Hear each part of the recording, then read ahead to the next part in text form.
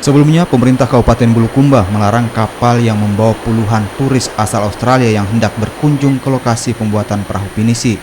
Langkah ini merupakan antisipasi merebaknya virus corona. Kapal pesiar Coral Adventure Cruise yang berlabuh di perairan Pulau Liukang pada Senin pagi bahkan sempat menuai demonstrasi penolakan dari warga di Pantai Bira. Jadi 1 minggu yang lalu kita pemerintah Kabupaten Bulukumba memutuskan untuk melakukan langkah-langkah preventif ketika belum ada kasus corona yang terjadi di Indonesia. Tapi begitu muncul kasus corona, parahnya kan itu menimbulkan kepanikan masyarakat kita, menimbulkan trauma warga.